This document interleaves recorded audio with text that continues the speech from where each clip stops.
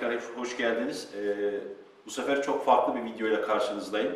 Özellikle Instagram'dan ve YouTube'dan da takip eden takipçilerinden bazıları benden davul eğitim videosu da hazırlamamı istediler. Kırşehir'de bir kadın ritim topluluğumuz var. Bunu kurduk ve şu an gayet güzel gidiyor. Bazen onlarla ilgili paylaşımlarda da bulunuyorum.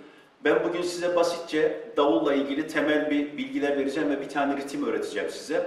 Daha sonra aslında notalı da göstermeye çalışacağım. Yani bu işin mantığını da size öğretmeye çalışacağım. Öncelikle enstrümanımızı bir tanıyalım. Ben bugün elimde bir bateri bageti kullanacağım. Çünkü sesin çok fazla kuvvetli çıkmasını istemiyorum. Hem video kalitesi açısından. Bir tane çırpımız var, tokmağımız var ve aynı zamanda davulumuz var. Sevgili arkadaşlar, eğer sağ elinizi kullanıyorsanız davulu sol omzunuza asmanızı tavsiye ederim. Eğer kontrolünde çok zorlanırsanız veya küçük çocuklara bir davul eğitim veriyorsanız boyunlarından da astırabilirsiniz ama normalde bu şekilde biz kullanıyoruz. Hafif davulu çapraz çeviriyorum kullanıma göre. Eğer farklı bir şey çalacaksak, mesela roman çalarken özellikle bazen arkadaşların hafif öne doğru eğildiğini ve davulu sabitlediğini, çırpıyı biraz daha yukarıdan kullandıklarını görürsünüz. Çırpı tutuşumuz çok önemli. Bu ben kendim özel bir çırpı. Bunun boyutu siz kendi fiziğinize göre ayarlayabilirsiniz. Bu aslında bir olta misinası, yani olta ucu. Bunlar satılıyor. Bunları ağırlığına göre değişiyor, uzunluğuna ve boyutuna göre. Siz de, ben şöyle göstereyim, fiziksel özelliğinize göre, çalımınıza göre kullanabilirsiniz. Şimdi tutuşlara geçelim. Sevgili arkadaşlar, tokmağımızı rahat tutuyoruz, sıkmıyoruz. Bu şekilde bakın parmağımın ucuyla vurmaya çalışmıyorum. Normal, rahat bir şekilde tutup bilekten sallayarak kullanıyorum. En zorlanacağınız yer çırpı kısmı olacak. Size tavsiyem önce çırpıyı şu şekilde iki parmağınızın arasında tutun ve daha sonra şu parmaklarınızı kapatın. Bu şekilde. Bakın tekrar gösteriyorum. Bu şekilde tuttuktan sonra parmaklarınızı kapatın ve bileğinizle aslında kullanacaksınız. Bazen parmaklarınız devreye girecek. Bu geliştikçe siz bunu çok rahatlıkla yapabilirsiniz. Elimin, bakın burası çok önemli. Elimin bu kısmını, şu kısmını davulun üstüne koyuyorum. Bakın koydum ve çırpıyı kapattım normalde. Şu an kapalı duruyor. Bu şekilde siz şu hatayı yapacaksınız. Hani vurup hemen açmaya çalışacaksınız. Açmayın. Direkt işi bittiği zaman hafif gevşek bırakın. O davuldan biraz açık kalacaktır. Şimdi avucumu buraya yerleştirdim. Bu şekilde bir çalım. Gördüğünüz gibi. Ya da hafif yukarıdan, çalacağınız müziğe göre de değişiyor. Mesela roman çalacaksanız biraz daha yukarıdan kullanabilirsiniz.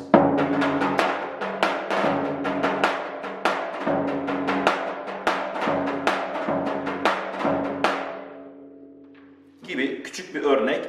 Halaylarda biraz daha elimi buraya koyabilirim. Çünkü halaylarda bundan ziyade bizim bu ses çok özellikle istenir.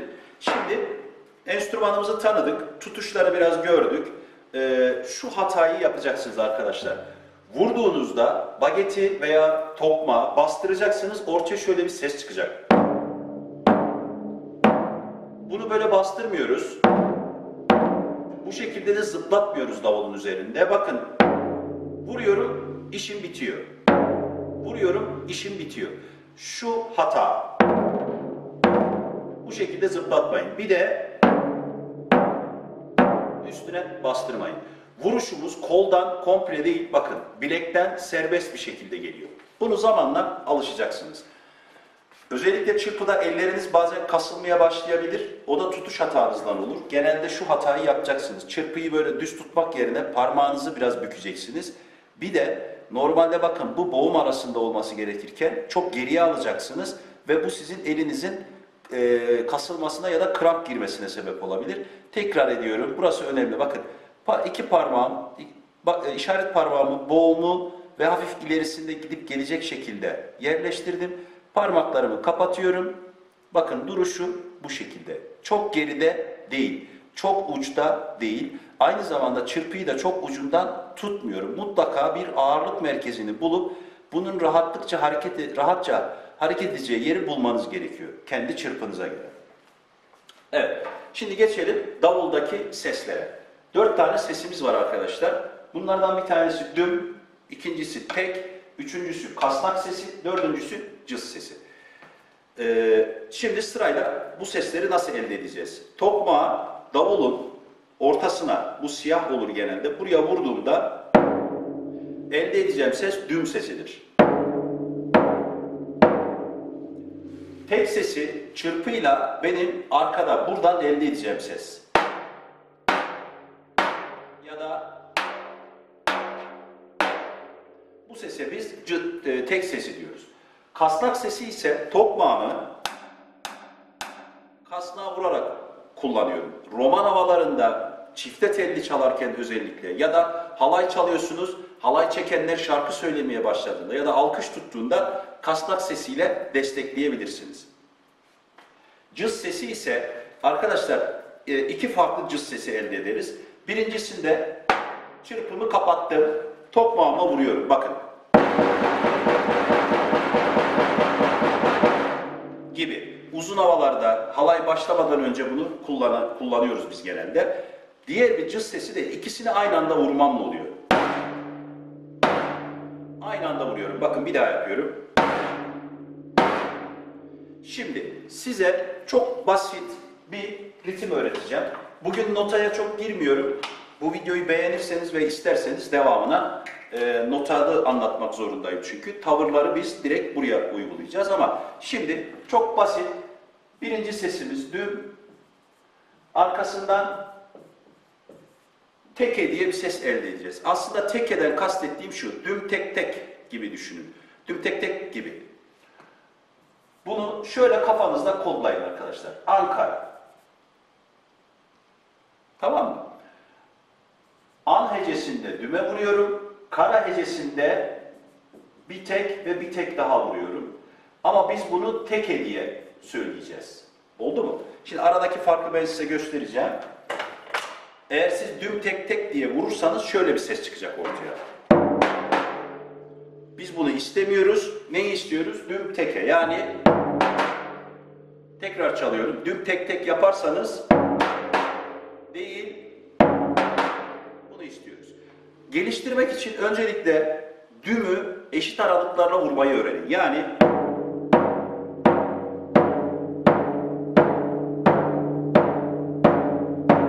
gibi. Çırpıyınızı geliştirmek için de yine aynı şekilde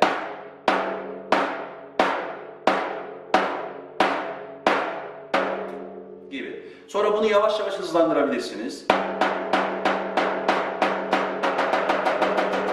Gibi. Bu şekilde çalabilirsiniz. Bu sizin gelişmenize yardımcı olur. Şimdi gelelim düm tekeyi öğreneceğiz. Ne işimize yarayacak? Halaylarda daha yavaş çalarsak ağır halaylarda işimize yarayacak. Daha sonra oyun havalarında da kullanabileceğiz. Şimdi ben bir defa başlıyorum, size gösteriyorum. Siz de bunu rahatlıkla kendiniz çalışabilirsiniz. Düm teke.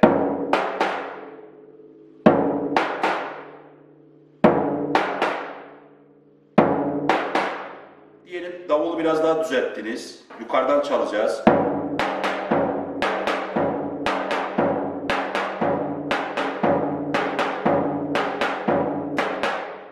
Oyun havalarında bunu rahatlıkla kullanabilirsiniz sevgili arkadaşlar. Halaylarda da kullanabilirsiniz. Bu bizim önce bir temel ritmimiz olsun.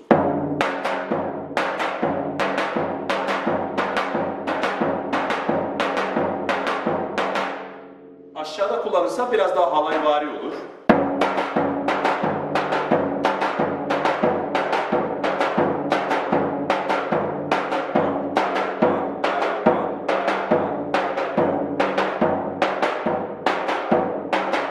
Sonra arada şunu da çalışın. Hani bizim kasnak sesimiz vardı. Ne yapacağım? Bakın.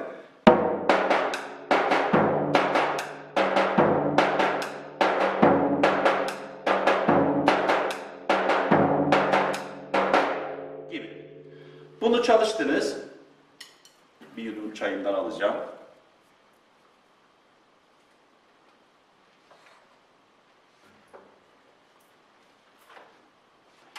Şimdi düm tekeyi çalıştınız, iyice oturttunuz. Bunu bir ritimle birleştirelim. Buna Ankara demiştik ya, buna da İzmir diyelim sevgili arkadaşlar. Heceye böldüm, İzmir. Yani burada düme Burada da teke vuracağım. O zaman ortaya şöyle bir ses çıkacak. Bakın ikisini ayrı ayrı çalıyorum şimdi. Önce düm teke. Şimdi düm tek. Yani İzmir. Şimdi bunun ikisi birleşince ortaya şöyle bir ses çıkacak.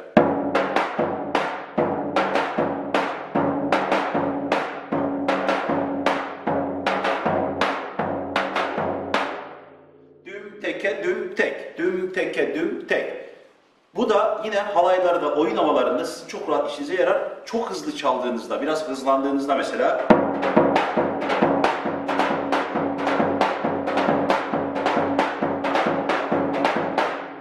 hızlı halaylarda çok işinize yarayacak. Yani halay hızlandığında. Şimdi bunu ben tekrar bir daha çalıyorum. Siz de benimle birlikte deneyebilirsiniz. Daha sonra davulunuz yok ama bir tokmak, bir çırpıyla nasıl çalışabilirsiniz onu öğreteceğim ben size videonun sonuna doğru. Hazır mıyız? Ben başlıyorum. Ağzınızda da bunu tekrar edebilirsiniz arkadaşlar. İsterseniz düm teke düm tek, düm teke düm tek şeklinde, isterseniz Ankara İzmir, Ankara İzmir, Ankara İzmir şeklinde tekrar edebilirsiniz. Hadi bir başlayalım. 3, 4.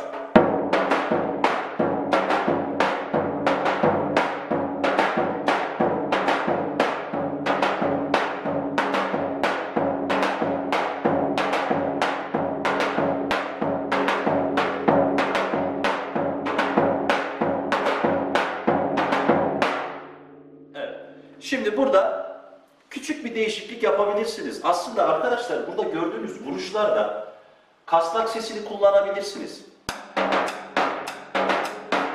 Aslında yaptığım tek şey şu. Seslerin yerini değiştirmek. Yani istediğim yere vuruyorum ama kalıbından hiç çıkmıyorum. Yani düm teke düm tek, düm teke düm tek şeklinde. Şimdi bunu çok ağır çalarsanız mesela ağır halaylara gider. Örneğin çalıyorum.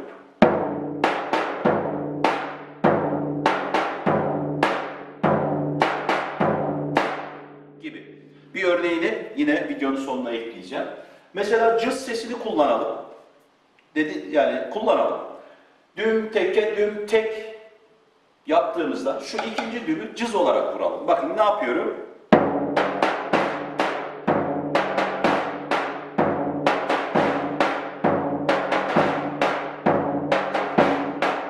Aslında yaptığım tamamen bu. Sizden istediğim davulunuzla önce rastgele biraz oynayın. Yani kapatın mesela.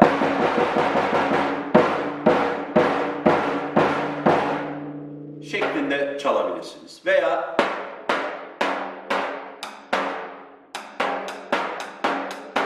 oynayın yani. Özellikle sol elinizi biraz geliştirmeniz gerekiyor. Şimdi sizden istediğim düm teke düm tek kısmını çalışıyorsunuz ve bunu güzelce bir oturtuyoruz. Yani Ankara, İzmir. Bir daha yapıyorum. Beraber yapalım. Hazır mıyız hadi? 3, 4.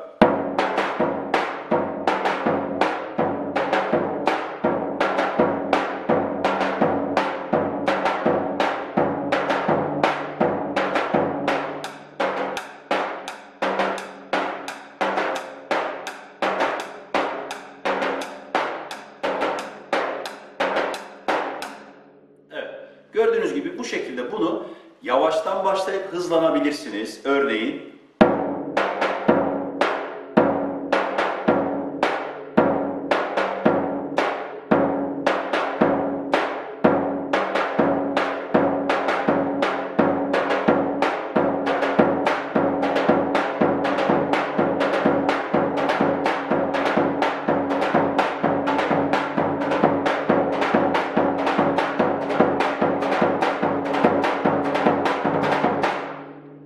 son yaptığımı daha ileride öğreneceksiniz.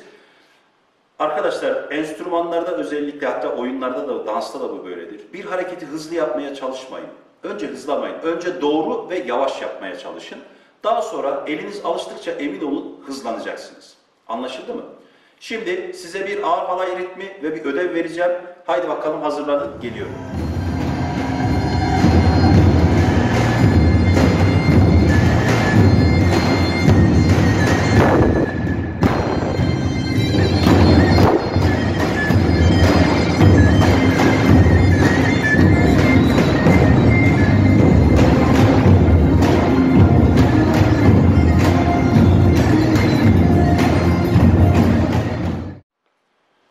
Evet, merhaba arkadaşlar. Şimdi ağır halay dediğimiz, özellikle Bitlis'te ağır Govent olsun veya Erzurum civarında olsun veya Doğu Anadolu'da olsun ağır grani dedikleri halaylarda kullanabileceğiniz çok basit bir ritim. Düm teke düm tekin ufak bir değişikliğini yapacağız. Bakın. Düm te te düm te. Düm te te düm te. Düm te te düm te şeklinde. Şimdi ben bunu bir tahtaya yazıyorum. Hem aradaki de farkı görmüş olun.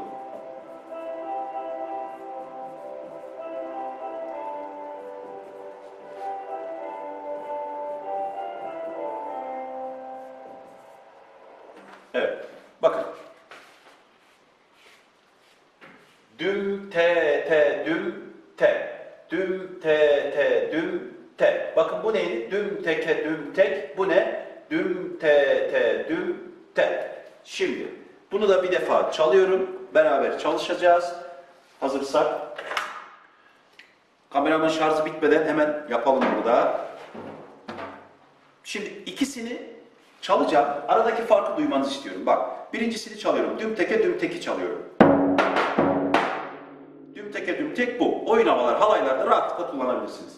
Düm te te düm te genelde de bizim ağır halayda kullandığımız çok tatlı bir ritim. Bakın gösteriyorum.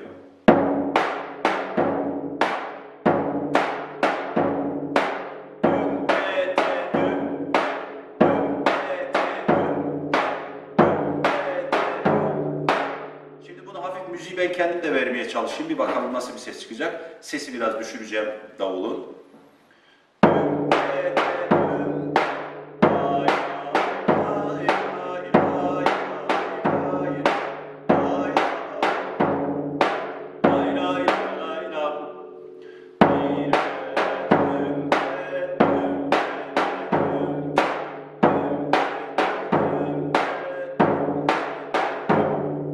Evet.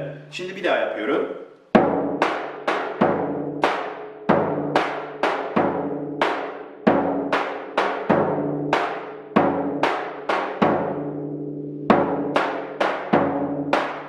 Şimdi buna çok küçük bir şey yapıyoruz. 8 defa bunu çalıyorum. Bakın 8. ne yapacağım?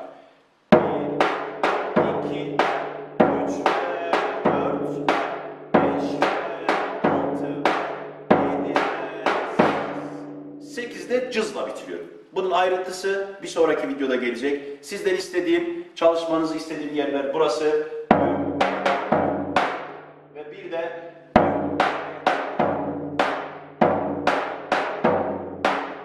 çalışmanızı istiyorum. Arkadaşlar davulunuz yok.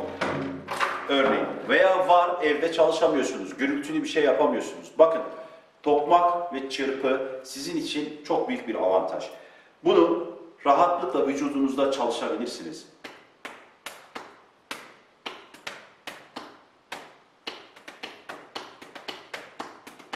Düm teke düm tek gibi. Veya rastgele oynayın arkadaşlar.